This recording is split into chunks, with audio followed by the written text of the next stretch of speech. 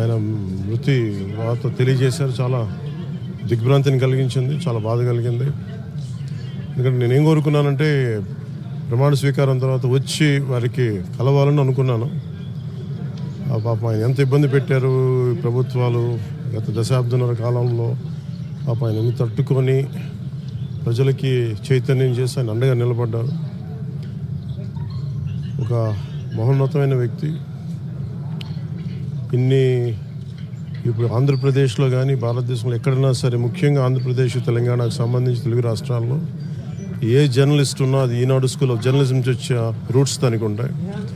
అలాంటి కొన్ని వేలాది మంది జర్నలిస్టులని తెలుగు రాష్ట్రాలకు అందించిన మహానుభావులు. అలాగే తెలుగు చిత్ర పరిశ్రమకు సంబంధించి కూడా ఈరోజు ఇంత ఇన్ఫ్రాస్ట్రక్చర్ ఇక్కడ డెవలప్ చేశారంటే అది హైదరాబాద్లో ఎంత అద్భుతంగా తెలుగు చిత్ర పరిశ్రమ ఉందంటే ఆయన కాంట్రిబ్యూషన్ చెప్పలేను.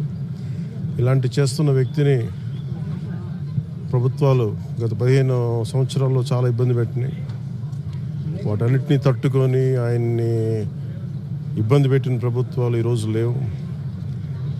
ఆ విజయం ఆయనకి తెలియజేయాలని అనుకున్నాం, చేసి లోపల దురదృష్టం ఇలా జరిగిపోయింది.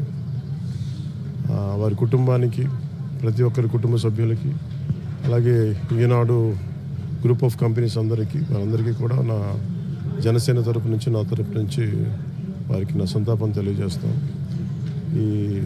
ఈ సమయంలో మీ అందరికీ ఆ భగవంతుడు వారి కుటుంబ సభ్యులకి అండగా ఉండాలని కోరుకుంటూ సెలవు.